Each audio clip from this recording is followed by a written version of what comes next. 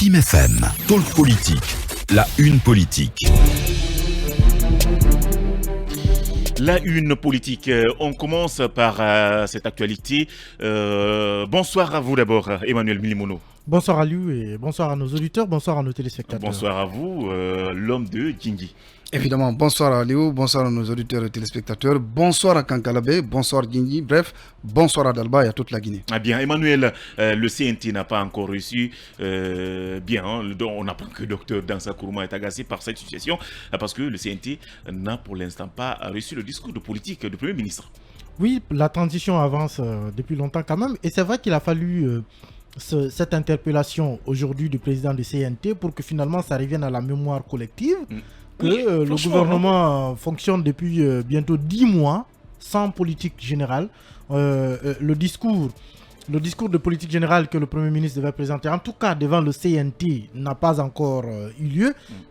Bien entendu, il y a une sorte de cadrage qui a déjà été présenté au président de la transition, le colonel Mamadi Doumbouya. Mais toujours est-il que la tradition voudrait que le Premier ministre passe devant ceux qui représentent l'Assemblée nationale pour exposer sa politique générale et donc attendre aussi des avis de la part de ses conseillers nationaux, notamment en matière d'orientation globale de cette politique, pour peut-être l'améliorer ou au moins avoir le cutus de pouvoir la dérouler. Et le Premier ministre, en tout cas Mohamed Beavogui, jusque-là, ne s'est pas encore plié à cet exercice. Et cette interpellation, je le disais tantôt, de Dansa Kourouma, remet donc le sujet sur la scène. Et finalement, ça fait penser à tout le monde. Enfin, ça réveille le sujet dans la mémoire de tout le monde. En tout cas, moi, personnellement, je suis surpris de l'apprendre. Je pensais que ça a été déjà fait. Ça n'avait jamais eu lieu, mais c'est vrai que collectivement, on avait tendance à ne pas trop prêter attention. Ça passait comme ça tranquillement, mais c'est vrai qu'il faut quand même porter une oreille à cette interpellation pour dire que c'est des traditions. Le Premier ministre doit présenter ses discours devant le Conseil national de transition et on l'a vu notamment avec Dr Kassori Fofana après l'élection présidentielle. Il a fallu qu'il passe devant le Parlement pour présenter son discours de politique générale. C'est une tradition et le Premier ministre Beavogui ne peut pas passer à côté. Bien, peut-on parler du dysfonctionnement au sommet de l'administration ou au palais de la Colombe? Dysfonctionnement ou tout simplement un Premier ministre qui n'a pas les mains libres par rapport à la conduite de cette primature, c'est des questions qu'il faille se poser.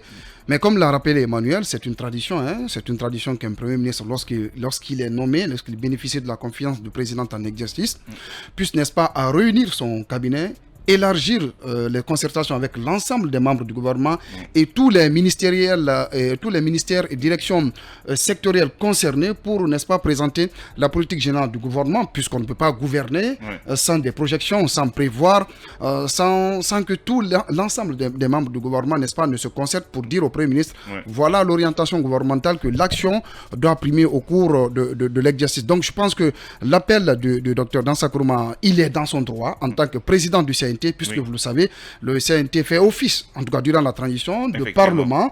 Donc il a un pouvoir de légiférer et un droit de regard sur l'action gouvernementale. Et ce rôle l'amène aujourd'hui à quand même interpeller le Premier ministre, parce que selon ce que j'ai appris, Dr Dansa Kourouma, vous savez qu'il n'a pas sa langue dans sa poche. Il a maintes fois interpellé le Premier ministre par rapport à la politique générale du Premier ministre, de sa politique générale du gouvernement. Pour le moment, il n'a pas obtenu gain de cause, mais je pense que le fait de relancer aujourd'hui le ministre du budget et que déjà l'information est sous toutes les lèvres que le Premier ministre, plus de 8 mois après sa nomination, n'est pas jusqu'ici présenté la politique générale du gouvernement, je pense que c'est quand même, il a jeté un pavé dans la mare. L'information va certainement tomber dans les oreilles du gouvernement, du Premier ministre ou de son cabinet, mais en tout cas le Premier ministre doit s'atteler à cette tradition, puisque c'est dans la Constitution. Le Premier ministre, après sa nomination, doit présenter la politique générale du gouvernement pour savoir sur quel pied danser. Bien, merci à vous. On va à présent